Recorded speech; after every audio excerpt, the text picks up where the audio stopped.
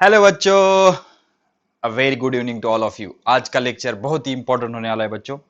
Force and laws of motion का lecture number 2। इस lecture में हम गैलीलियो के बारे में बात करेंगे। उन्होंने एक बहुत ही बड़ा स्टेटमेंट दिया था बच्चों कि बॉडी को यूनिफॉर्म मोशन में रखने के लिए फोर्स अप्लाई करने की जरूरत नहीं।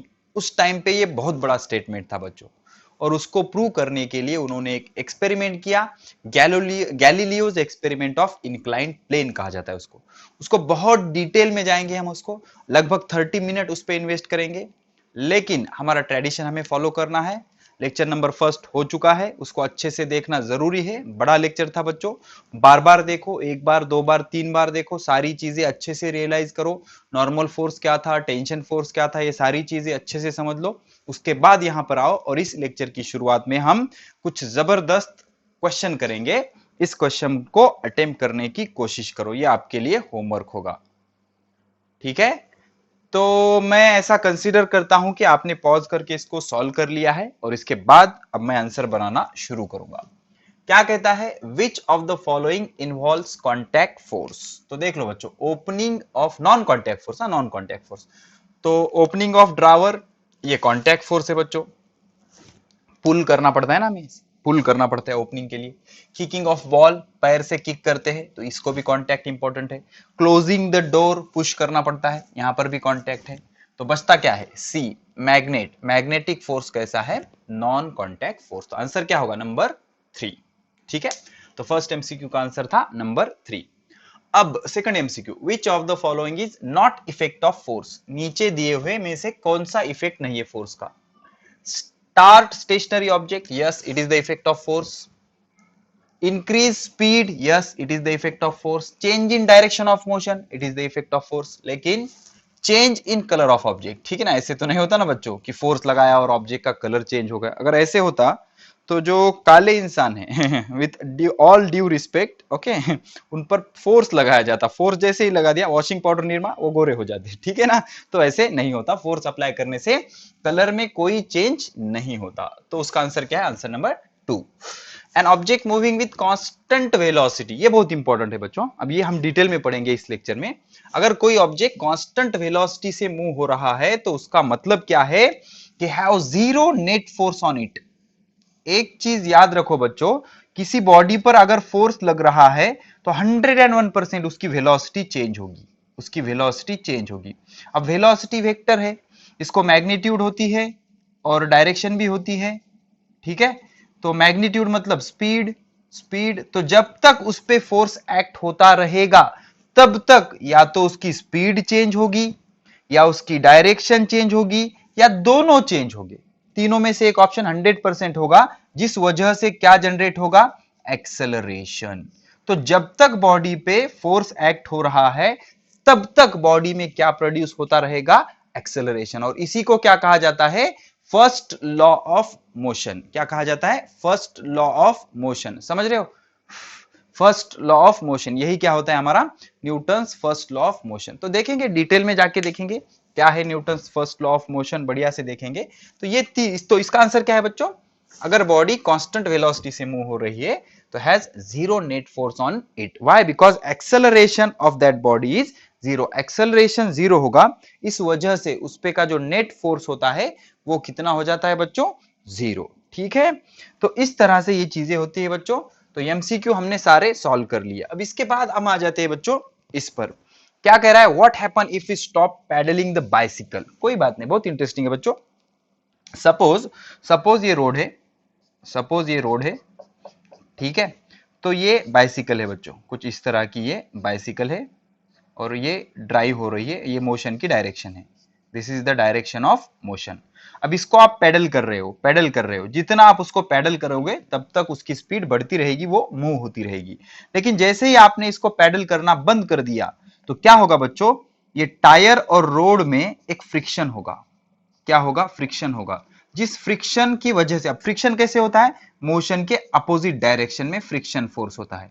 हमने डेफिनेशन देखी थी फ्रिक्शन की कि the force which oppose the motion is called as friction. तो ऐसे अपोजिट डायरेक्शन में फ्रिक्शन होगा। तो हमने पेडल करना बंद कर दिया है, मतलब हमने फोर्स लगाना बंद कर दिया है। अब धीरे धीरे धीरे इस चाक की जो स्पीड है, इस व्हील की जो स्पीड है वो कम कम कम होती जाएगी और कुछ देर बाद ये बाइसिकल रुक जाएगी और उसका रीजन होगा फ्रिक्शनल फोर्स। अब एक चीज याद रखो, अगर फ्रिक्शनल फोर्स नहीं होता तो पेंडलिंग बंद करने के बाद भी ये साइकिल इनफाइनाइट डिस्टेंस तक चलती, लेकिन ऐसा नहीं होता practically, because there is some friction और also a factor of air resistance.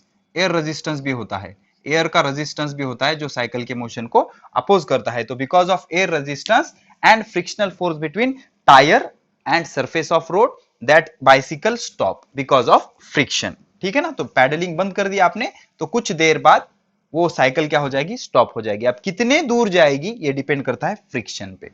किस पे डिपेंड करता है, फ्रिक्शन पे। ठीक है, तो इस तरह से ये चीजें होती है, पैडलिंग बंद करने पर मोशन स्टॉप हो जाएगी। अब यहां पर क्या कह रहा है, object required unbalance force to keep object in uniform motion. ये गलत है बच्चों, दिस इज रॉन्ग, ये रॉन्ग है।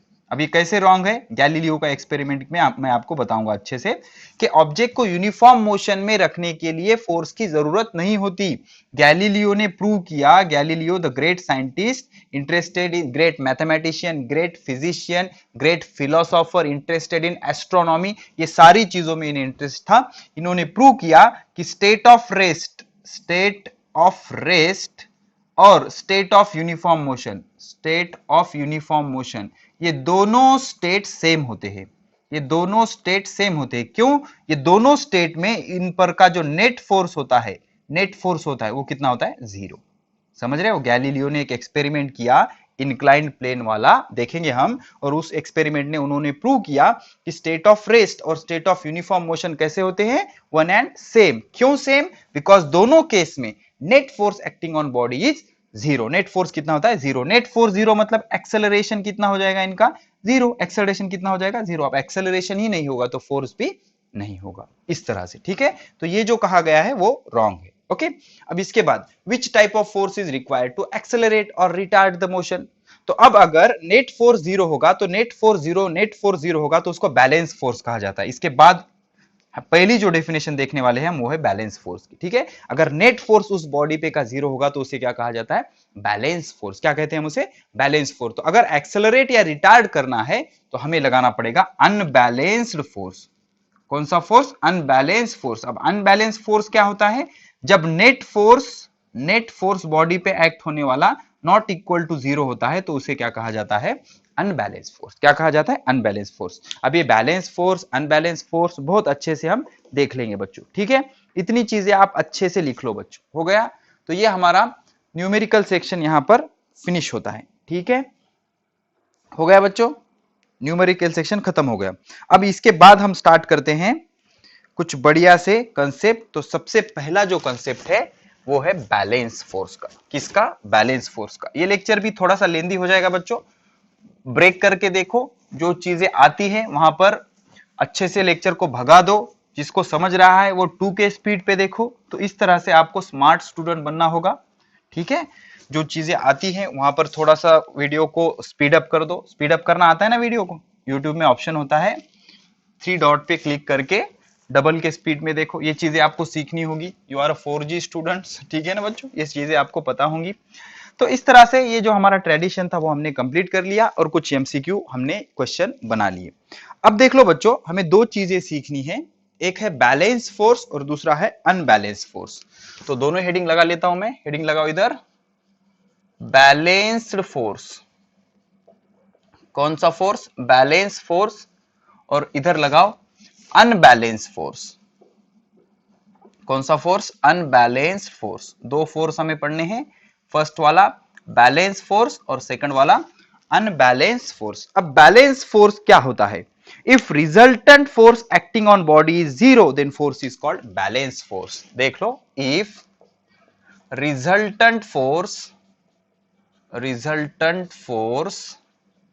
Acting on a body, if a resultant force acting on body is zero, then उसको क्या कहेंगे, बैलेंस फोर्स। उसको क्या कहेंगे, बैलेंस फोर्स। जैसे कि फॉर एग्जांपल सपोज ये बॉडी है, ये बॉडी रेस्ट है, this is body at rest. इस पर 5 न्यूटन इधर से फोर्स लगाया और 5 न्यूटन इधर से फोर्स लगाया, तो दोनों कैंसिल हो गए ना, तो ये बैलेंस फोर्स है बच्चों। इस बैलेंस फोर्स से इस स्टेट ऑफ रेस्ट और स्टेट ऑफ यूनिफॉर्म मोशन पे कोई इफेक्ट नहीं होता, तो ऐसे फोर्स को क्या कहेंगे हम, बैलेंस फोर्स। अब अनबैलेंस फोर्स किसको कहेंगे, इफ नेट फोर्स क्या कहेंगे, if resultant of all force acting on body is not zero, if resultant of, resultant मतलब कंबाइन इफेक्ट, ठीक है ना, if resultant of all forces, if resultant of all forces acting on a body is not zero, अगर body पे act होने वाले सभी force का रिजल्टेंट अगर जीरो नहीं है तो उसको क्या कहा जाएगा, unbalance force. Unbalance force, suppose ये बॉडी है, ये रेस्ट है बॉडी, और मैंने क्या किया, इस पर एक फोर्स लगाया 5 न्यूटन का कुछ ऐसे, तो ये अनबैलेंस फोर्स है। इधर बैलेंसिंग करने वाला कोई फोर्स है क्या उस पे, नहीं, ठीक है ना। तो इस तरह का सरफेस है, समझो, इमेजिन करो ये सरफेस है, तो ये फोर्स कैसा हो गया बच्चों, अनबैलेंस फोर्स। तो ऐसे फोर्स को क्या कहा जाएगा, अनबैलेंस फोर्स। अगर रिजल्टेंट जीरो होता है तो उसको कहेंगे बैलेंस फोर्स, अगर रिजल्टेंट जीरो नहीं होता तो उसको क्या कहेंगे, unbalance force. If net force exerted on object is zero, the forces acting on it said to be balanced, ठीक है। in such case acceleration of body is zero, ऐसे सिचुएशन में acceleration of body is zero, और unbalanced case में body has some acceleration, so acceleration of body is not zero, तो इस case में acceleration zero होता है क्या, नहीं, ठीक है ना। तो अब देख लो बच्चों, एक्सेलरेशन अगर जीरो हो गया, that is if net force acting on object is zero, the object remains either in state। अब देख लो बच्चों, अब यहां पर एक्सेलरेशन अगर जीरो हो गया तो बॉडी अगर रेस्ट है बॉडी, रेस्ट बॉडी कैसी रहेगी, रेस्ट ही रहेगी, और बॉडी अगर यूनिफॉर्म मोशन में है, यूनिफॉर्म मोशन में है तो कैसी रहेगी, यूनिफॉर्म मोशन में ही रहेगी, ठीक है। देख लो, अच्छे से देख लो, एक्सेलरेशन जीरो कब कब हो सकता है, एक तो बॉडी आपकी जीरो है, मतलब वो मूव ही नहीं हो रही है, एक जगह पर है, वहीं पर रुकी हुई है, तो उसका एक्सेलरेशन कितना होगा, जीरो। अब एक बॉडी मूविंग है, लेकिन जब आपने ऑब्जर्व किया तो इसकी इनिशियल वेलोसिटी थी u, अब आपने बाद में ऑब्जर्व किया तब भी इसकी इनिशियल वेलोसिटी, उसकी फाइनल वेलोसिटी कितनी है, u है, मतलब वेलोसिटी की ना तो मैग्नीट्यूड चेंज हुई ना तो डायरेक्शन चेंज हुई। तो ऐसे केस में इस बॉडी पर जो फोर्स एक्ट हो रहा है वो कैसा है, बैलेंस फोर्स है। कैसा है, बैलेंस फोर्स है। तो इंटरेस्टिंग सी चीज है बच्चों, बैलेंस फोर्स मतलब क्या, if the resultant of all forces acting on the body is zero, then the forces are said to be balance. तो अगर फोर्स बैलेंस होंगे तो एक्सेलरेशन कितना होगा, जीरो होगा, और इस वजह से रेस्ट बॉडी क्या रहेगी, रेस्ट रहेगी, और यूनिफॉर्म मूविंग बॉडी क्या रहेगी, यूनिफॉर्म रहेगी। अब acceleration is not equal to zero, इस केस में क्या हो सकता है, दो चीजें हो सकती है, दो या तीन चीजें हो सकती है। एक तो एक्सेलरेशन पॉजिटिव हो सकता है, एक तो एक्सेलरेशन निगेटिव हो सकता है, या फिर एक तो एक्सेलरेशन की वजह से सिर्फ डायरेक्शन चेंज हो सकती है। क्या चेंज हो सकती है, डायरेक्शन चेंज हो सकती है। अब जब एक्सेलरेशन पॉजिटिव होगा, एक्सेलरेशन अगर पॉजिटिव होगा मतलब जिस डायरेक्शन में एक्सेलरेशन है उसी डायरेक्शन में मोशन हो रहा है, तो बॉडी की स्पीड क्या हो जाएगी, स्पीड बॉडी की इंक्रीज हो जाएगी, बॉडी की स्पीड क्या हो जाएगी, इंक्रीज हो जाएगी। अगर आपका एक्सेलरेशन निगेटिव है मतलब जिस डायरेक्शन में आपकी मोशन हो रही है उसके अपोजिट डायरेक्शन में आपका एक्सेलरेशन है, तो ऐसे केस में बॉडी की स्पीड घट जाएगी, कम हो जाएगी। और कुछ सिचुएशन ऐसे होते हैं जैसे यूनिफॉर्म सर्कुलर मोशन, इसमें क्या होता है, सिर्फ डायरेक्शन चेंज होती है, मोशन की सिर्फ डायरेक्शन चेंज होती है, ठीक है। तो एक्सेलरेशन अगर है, एक्सेलरेशन अगर जीरो नहीं है तो तीन पॉसिबिलिटी हो सकती है, एक तो एक्सेलरेशन आपका पॉजिटिव होगा, एक तो एक्सेलरेशन आपका निगेटिव होगा, या एक्सेलरेशन आपकी डायरेक्शन चेंज करेगा। ये तीनों सिचुएशन में हम कहेंगे कि इसमें एक्सेलरेशन है, ठीक है। तो अगर बॉडी को एक्सेलरेशन में लाना है तो क्या होना चाहिए, net force unbalance net force उस पे होना चाहिए। अगर नेट फोर्स एक्ट हो रहा है बॉडी पे, तो नेट फोर्स बॉडी पे जीरो एक्ट हो रहा है तो उसमें मोशन आएगी क्या, नहीं। तो यहां से हमें इतना समझा बच्चों कि बॉडी को अगर स्टेट चेंज करना है तो सिर्फ force application is not important, application of unbalance force is important. तो फोर्स कैसा होना जरूरी है, अनबैलेंस। अगर बैलेंस फोर्स लगाओगे तो रेस्ट बॉडी रेस्ट ही रहेगी, यूनिफॉर्म मोशन की बॉडी यूनिफॉर्म ही रहेगी। और जब फोर्स आपका बैलेंस होता है तो एक्सेलरेशन कितना होता है, जीरो। ये सारी चीजें अच्छे से डाइजेस्ट कर लो और इसे नोट डाउन कर लो बच्चों। हो गया, ठीक है, चलो अब देख लो, अब 2 पॉइंट हम क्लियर करेंगे। पहला पॉइंट कि बैलेंस फोर्स के कंडीशन को पैर से कंडीशन ऑफ इक्विलिब्रियम भी कहा जाता है। क्या कहा जाता है? Condition of equilibrium. तो हेडिंग लगाओ सम इंपॉर्टेंट पॉइंट्स, और इंपॉर्टेंट पॉइंट्स लिखते जाओ। पहला इंपॉर्टेंट पॉइंट है condition of equilibrium. Number one लिखो, condition of equilibrium. Condition of equilibrium. अब होता क्या है बच्चों, अच्छे से देख लो। एक सिंबल होता है मैथमेटिक्स में, उसको कहा जाता है समेशन। समेशन मतलब एडिशन, इसको समेशन कहते हैं। This is summation. समेशन मतलब एडिशन, ठीक है।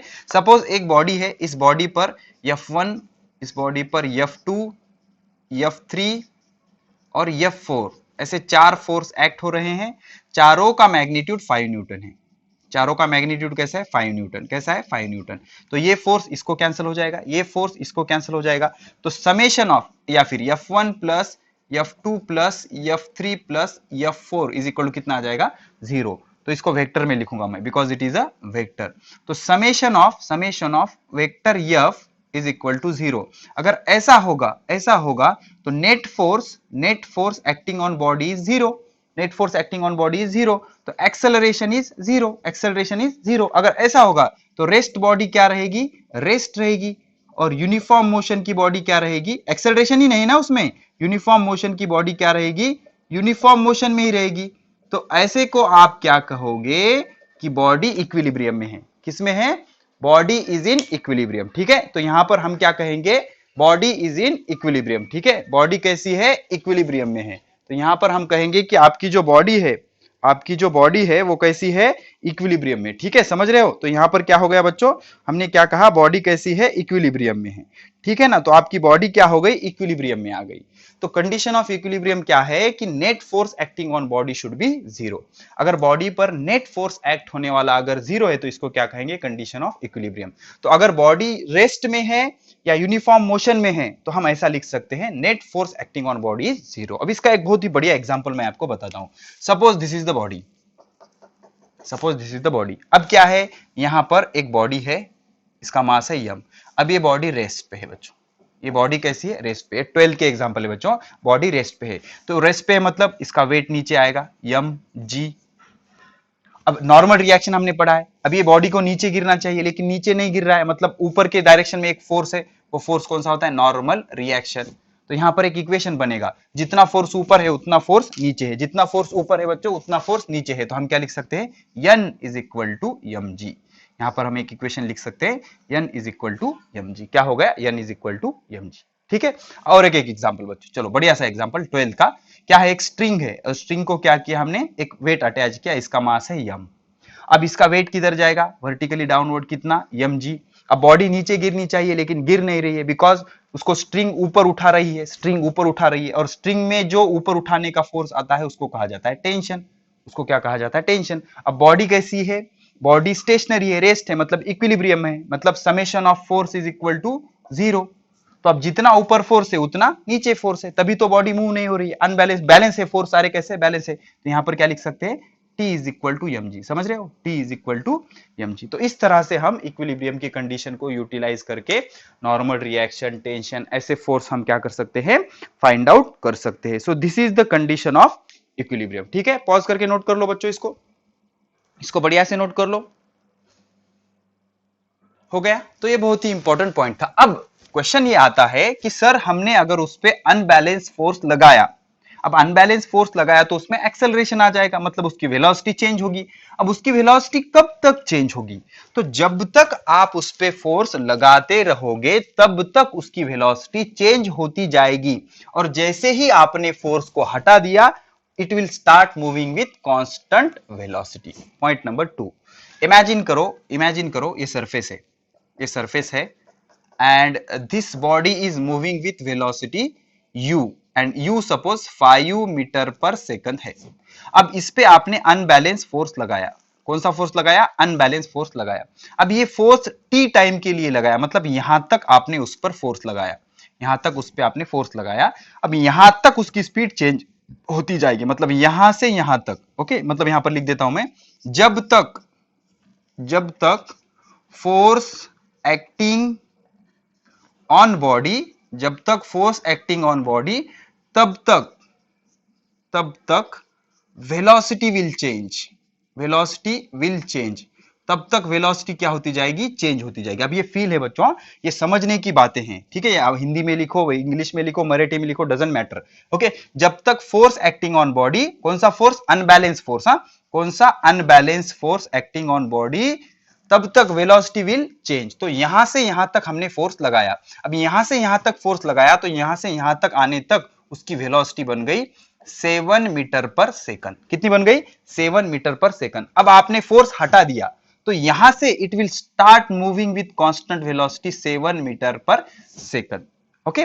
When force is removed, when force is removed, when force is removed, the body will start moving with constant velocity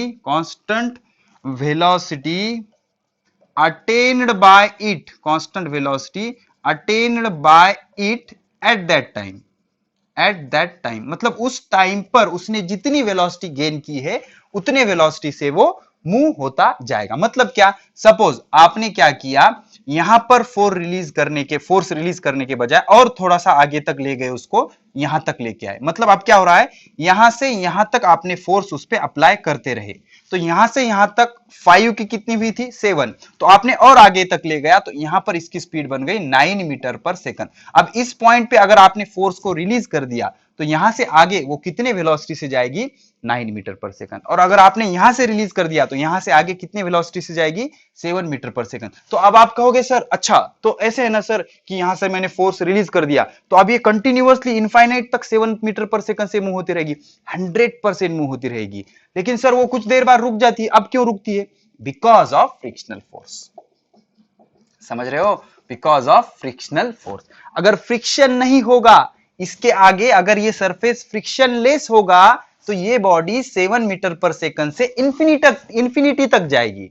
अगर फ्रिक्शन नहीं होगा, यहां से फोर्स आपने रिलीज कर दिया, तो ये बॉडी 9 मीटर पर सेकंड से इंफिनिटी तक जाएगी। लेकिन ये बॉडी डिसेलरेट होके कुछ देर बाद रुक जाती है, उसका रीजन होता है फ्रिक्शन। क्या होता है, friction. Because of friction opposing force acts on the body and which retard the motion। आया ध्यान में, इस तरह से ये कंसेप्ट होता है, ठीक है। तो क्या होता है बच्चों, जब तक अनबैलेंस फोर्स बॉडी पे एक्ट होते रहेगा, वेलोसिटी विल चेंज। और जैसे ही आपने अनबैलेंस फोर्स को रिमूव किया, तो उसके आगे उसने जितनी स्पीड अटेन की है, उतने कांस्टेंट स्पीड से वो मूव होता रहेगा। तो यहां से एक चीज क्लियर हुई कि स्टेट ऑफ रेस्ट में बॉडी को रखने के लिए और स्टेट ऑफ यूनिफॉर्म मोशन में रखने के लिए बॉडी पर कोई फोर्स लगाने की जरूरत नहीं है। फोर्स तभी लगाने की जरूरत है, या अनबैलेंस फोर्स अगर बॉडी पे लग गया, तो 100% उसमें एक्सेलरेशन आ गया। अगर एक्सेलरेशन ही आपके बॉडी का 0 है, इसका मतलब क्या होता है, इसका एक ही मतलब होता है कि वो बॉडी कांस्टेंट वेलोसिटी से मूव हो रही है, ना तो उसकी स्पीड चेंज हो रही है, ना तो उसकी डायरेक्शन चेंज हो रही है, ठीक है। तो इस तरह से ये हमारा लॉजिक था बच्चों, ओके। आई होप पॉज करके आपने लिख लिया होगा और आपको मजा भी बहुत आ रहा होगा, चीजें थोड़ी थोड़ी रियलाइज हो रही है बच्चों। बार बार देखो वीडियो को, अच्छी तरह से देखो, समझने की कोशिश करो, अलग अलग स्टैंडर्ड रेफरेंस बुक रीड करो, बहुत सारे एमसीक्यू, बहुत सारे थ्योरेटिकल क्वेश्चन सॉल्व करो, जिससे क्या होते जाएगा, आपका कंसेप्ट बिल्ड होता जाएगा। तो ये इस तरह से कंसेप्ट था बच्चों, ठीक है। तो जब तक आप उस पर फोर्स लगाते रहोगे, तब तक क्या होते रहेगा, उसकी वेलोसिटी चेंज होती रहेगी। एक बार आपने फोर्स रिलीज कर दिया, तो जो वेलोसिटी उस टाइम पे उसने गेन की है, उस वेलोसिटी से वो कॉन्स्टेंटली मूव होता रहेगा आइडियली, अगर फ्रिक्शनलेस सरफेस होता है। लेकिन कुछ देर बाद वो रुक जाता है बिकॉज ऑफ फ्रिक्शन, ठीक है। अब हम देखेंगे गैलीलियोज इंक्लाइंड प्लेन। हेडिंग लगाओ, बहुत ही इंटरेस्टिंग है बच्चों। Galileo's inclined plane, Galileo's inclined plane, बहुत बड़े साइंटिस्ट है, स्पेलिंग नहीं मिस्टेक होनी चाहिए। गैलीलियोज इंक्लाइंड प्लेन, ठीक है। अब होता क्या है बच्चों, हमेशा हमारे जो न्यूटन अंकल है, उनके ग्लैमर के पीछे गैलीलियो साहब का ग्लैमर छुप जाता है। लेकिन जो कुछ भी चीजें न्यूटन साहब ने डिस्कवर की है उसके पीछे कहीं ना कहीं गैलीलियो का थोड़ा बहुत हाथ जरूर है। अब न्यूटन ने जो लॉज ऑफ मोशन दिए उस मोशन की शुरुआत हुई इस एक्सपेरिमेंट से, और इस एक्सपेरिमेंट के बाद एक कंसेप्ट दिया गया, एक लॉ दिया गया जिसको कहते हैं Galileo's law of inertia. Galileo's law of inertia, तो इसका दूसरा नाम भी हम लिख सकते हैं गैलीलियोज लॉ ऑफ इनर्शिया। अब क्या होता है बहुत ही अच्छे से आपको समझाऊंगा, अच्छे तरीके से समझने की इसको कोशिश करो बच्चों। ओके, अब एक एक से हम ऑब्जर्वेशन क्लियर करेंगे। Case number first, case number first, क्या कहना था गैलीलियो का, क्या कहना था, हमने क्या किया, एक ऐसा इंक्लाइंड प्लेन लिया, क्या लिया, इंक्लाइंड प्लेन लिया, और एक मार्बल ली, डू यू नो मार्बल, गोटी, ओके, उसको रिलीज किया। तो बॉडी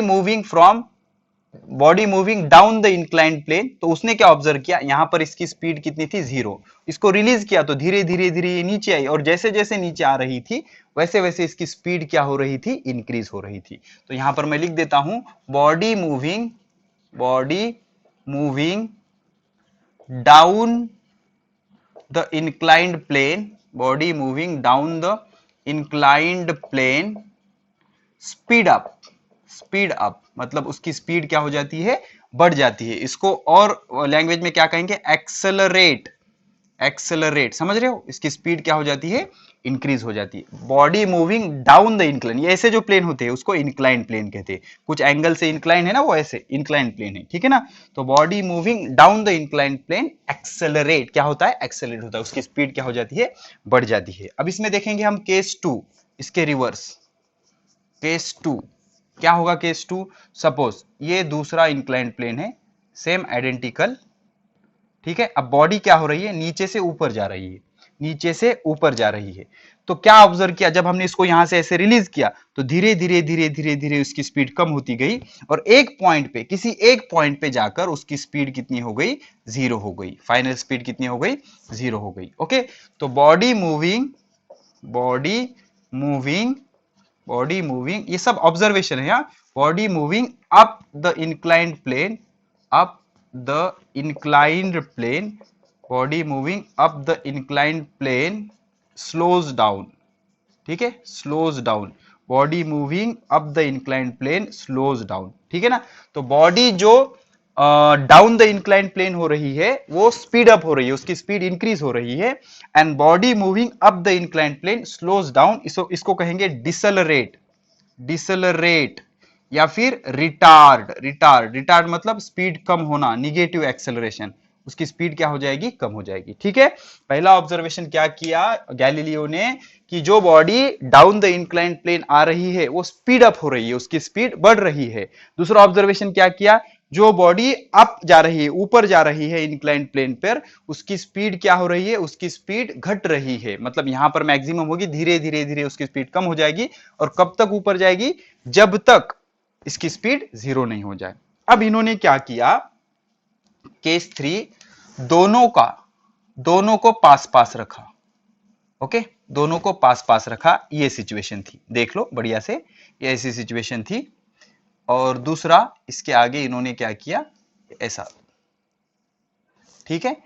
तो केस 3 में इन्होंने क्या किया, ये दोनों एंगल सेम रखे, दोनों एंगल क्या किए, सेम रखे। अब क्या किया इन्होंने, यहां से मार्बल को रिलीज किया। अब ये हाइट यच है हमारी, और ये भी हाइट कितनी है, यच है, कितनी है, यच है, और हमने ऐसा अज्यूम किया है द सरफेस आर फ्रिक्शनलेस, ठीक है ना, फ्रिक्शन को अज्यूम नहीं कर रहे हम, सरफेस आर फ्रिक्शनलेस मतलब मोशन को अपोज करने वाला फैक्टर कोई है क्या यहाँ पर, नहीं, surface are frictionless. Suppose this is the glass surface and oil और लुब्रिकेंट, उस पे तेल या लुब्रिकेंट लगाया हुआ है ताकि फ्रिक्शन ना हो।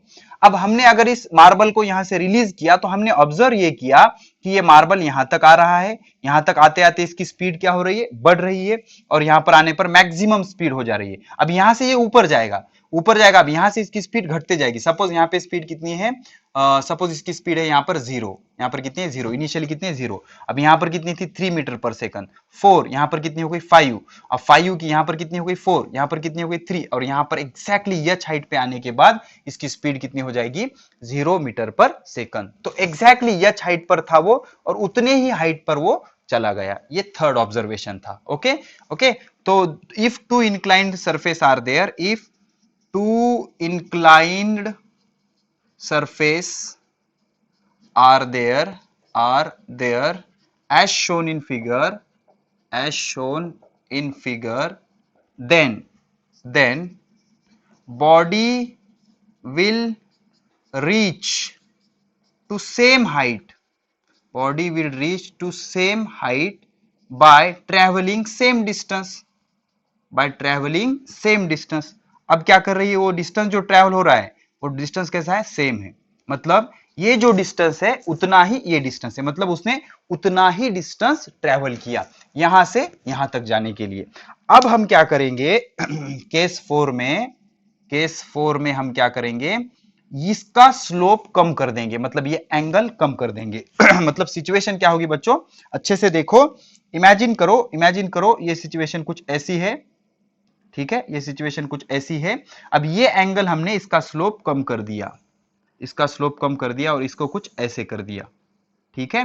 मतलब ये एंगल जो है इसको हम कहेंगे θ1 और ये है θ2।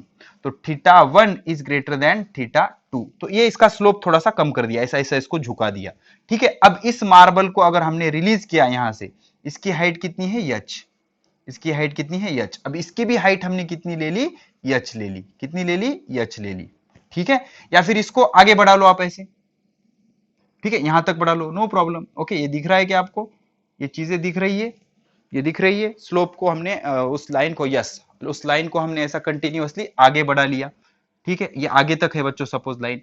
ओके, यहां पर इसकी हाइट यच है, अब ये यच से ज्यादा हाइट है, यच1 ग्रेटर देन यच, और ये जो हाइट है यच2 लेस देन यच है।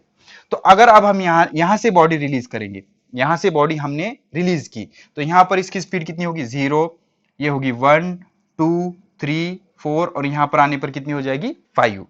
तो अब ये बॉडी इन्होंने ऑब्जर्व किया कि जब तक ये बॉडी यहां तक नहीं आ जाती ये रुकेगी नहीं। मतलब ये हाइट और ये हाइट कैसी होनी चाहिए, सेम। तो ये बॉडी यहां से यहां तक आई, अब ये बॉडी यहां से ऊपर जा रही है, तो कहां जाके रुकी वो वहां जाकर रुकी जहां पर ये दोनों की हाइट कैसी थी, सेम थी। अब यहां पर ये ऑब्जर्वेशन हुआ कि पहले जो वो बॉडी नीचे आ रही है तो उसने कम डिस्टेंस ट्रेवल किया, और दूसरे पारी में उसने डिस्टेंस कैसे ट्रेवल किया, ज्यादा डिस्टेंस ट्रेवल किया। अब ये ज्यादा डिस्टेंस ट्रेवल होने के लिए कुछ एक्स्ट्रा फोर्स उसे लगाने की जरूरत पड़ी क्या, नहीं। तो बॉडी की मोशन अगर यूनिफॉर्म है तो वहां पर उसको एक्सटर्नल मोशन या एक्सटर्नल फोर्स लगाने की जरूरत होती है क्या, नहीं। मतलब इनिशियली जो उसकी स्टेट है वही स्टेट वो क्या करेगी, रिगेन करेगी, क्या करेगी, रिगेन करेगी। अब इस हिसाब से अगर आपने इस एंगल को और कम करते हुए 0 कर दिया, केस 5, अगर आपने ऐसी सिचुएशन कर दी, ठीक है, ये इंक्लाइंड प्लेन है और इसका स्लोप आपने 0 कर दिया, ऐसे ये कहां तक जा रहा है, अप टू इंफिनिटी। अगर आपने यहां से बॉडी को रिलीज किया तो ये नीचे आ जाएगी, नीचे आने पर इसकी स्पीड कितनी होगी 5 मीटर पर सेकंड। अब ये कंटिन्यूअसली 5 मीटर पर सेकंड से आगे मूव होती रहेगी, बिकॉज ये सारा सरफेस कैसा है, प्लेन है, कैसा है, प्लेन है। तो ये बॉडी कब तक ऊपर जाएगी, जब तक ये सपोज ये 5 मीटर हाइट है, जब तक ये 5 मीटर हाइट रीच नहीं करती तब तक ये ऊपर जाएगी, ना तो उसके आगे जाएगी ना तो उसके पीछे रुकेगी। सपोज आपने ये ऐसा प्लेन कर दिया, यहाँ पे इस तरह से, ओके, तो यहाँ की हाइट सपोज ये यच है, सपोज यच है, तो ये बॉडी क्या होगी, उतने आगे जाएगी जब तक उसकी हाइट कितनी नहीं हो जाती, 5 मीटर नहीं हो जाती। तो अगर आपने सरफेस को 100% प्लेन ही कर दिया तो ये कहां तक जाएगी, इंफिनिटी तक जाएगी। क्यों, बिकॉज ये सरफेस प्लेन है, इस सरफेस पे ये हाइट को वो रीच ही नहीं कर सकती।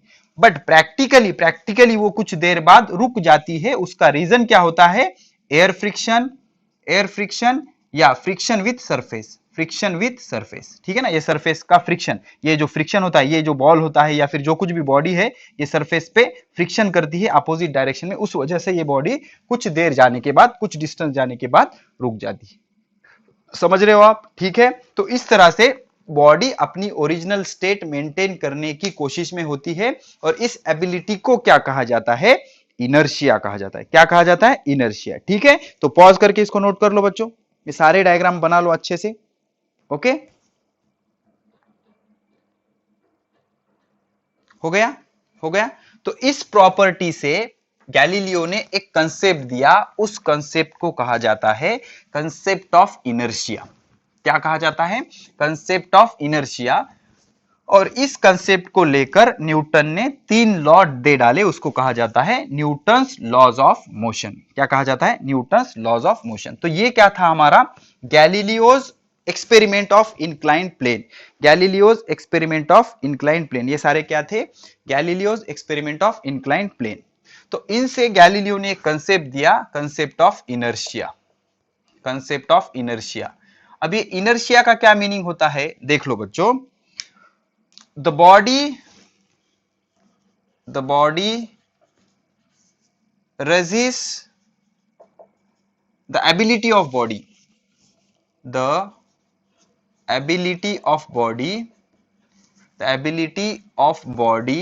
to resist या to oppose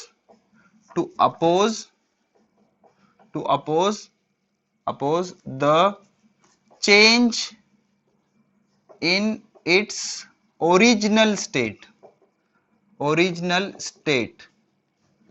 that is rest body love। अब थोड़ा सा मैं इसको कंसेप्चुअली दे रहा हूं आपको। Rest body love to remain rest and body in uniform motion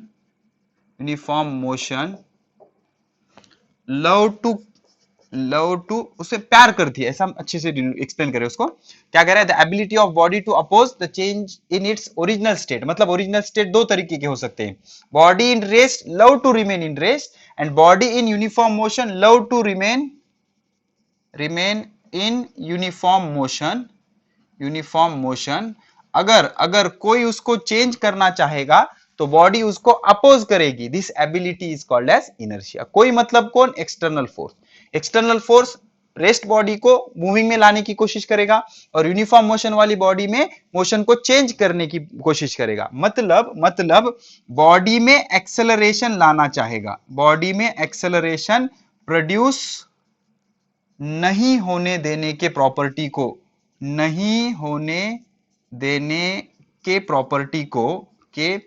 को क्या कहा जाएगा? इनर्शिया। समझ रहे हो? मतलब रेस्ट बॉडी रेस्ट ही रहने की कोशिश करेगी, और यूनिफॉर्म मोशन की बॉडी यूनिफॉर्म ही रहने की कोशिश करेगी। तो इस एबिलिटी को क्या कहा जाएगा? इनर्शिया। क्या कहा जाएगा? इनर्शिया। और ये कंसेप्ट किसने दिया? गैलीलियो ने। क्या दिया? गैलीलियो ने। According to Galileo, stationary body try to remain stationary and body in uniform motion try to remain in uniform motion. The ability of body to stay in its original state, whether it is uniform motion state or stationary state, that ability is called as inertia. अब inertia कौन major करता है? mass is measure of inertia. mass is measure of inertia. mass is measure of inertia. बहुत interesting है बच्चों, देख लो। greater is mass, more is inertia. Okay, more is inertia. lesser is mass, less is inertia. अब पहले हम rest body का देखेंगे। Suppose दो बॉडीज है, एक छोटी सी बॉडी है 1 किलोग्राम की, और एक बड़ी सी बॉडी है 1000 किलोग्राम की। तो इसका मास कम है, तो इसको इजीली आप मोशन में ला सकते हो, उठाकर फेंक दो। लेकिन 1000 किलोग्राम वाली को आप मोशन में ला सकते हो क्या? नहीं। इसका मास ज्यादा है, मतलब इसका इनर्शिया ज्यादा है, मतलब ये रेस्ट स्टेट को ज्यादा अपोज करेगी, लेकिन ये रेस्ट स्टेट को कम अपोज करेगी। ठीक है, बिकॉज इसका मास कम है। अब सपोज मोशन वाली बॉडी, सपोज सामने से एक बड़ी ट्रक आ रही है और साइड में बाइसिकल है। अब बाइसिकल की स्पीड 5 मीटर पर सेकंड है और आपके ट्रक की भी स्पीड 5 मीटर पर सेकंड है। अब आपको क्या करना है, इसके सामने रुक के इसको रुकाना है। तो किसको रुकाओगे, बाइसिकल को या ट्रक को? नहीं सर, मैं दोनों को भी रुका दूंगा। ट्रक रुकेगी क्या आपसे? नहीं रुकेगी। वाई? बिकॉज इसका मास कैसा है, ज्यादा है। मास ज्यादा है मतलब इसका इनर्शिया भी कैसा होगा, ज्यादा होगा। ये आपसे रुकेगी क्या? नहीं रुकेगी। बाइसिकल में भी आपसे स्टॉप हो जाएगी, लेकिन ट्रक स्टॉप होगी क्या? नहीं।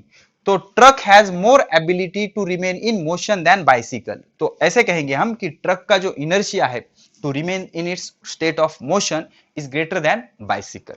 ठीक है, तो जो बॉडी होती है उसमें एक एबिलिटी होती है to remain in its original state. That ability is called as inertia.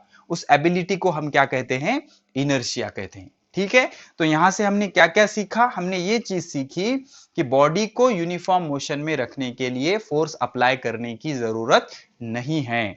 अगर बॉडी पर नेट फोर्स एक्ट हो रहा है तभी उसमें एक्सेलरेशन आएगा। अगर उस पर बैलेंस फोर्स एक्ट हो रहा है तो उसमें एक्सेलरेशन नहीं आएगा। अगर बॉडी यूनिफॉर्म मोशन से मूव हो रही है तो it love to remain in uniform motion state, and if body is rest तो ऑब्वियसली वो रेस्ट रहने में पसंद करेगी।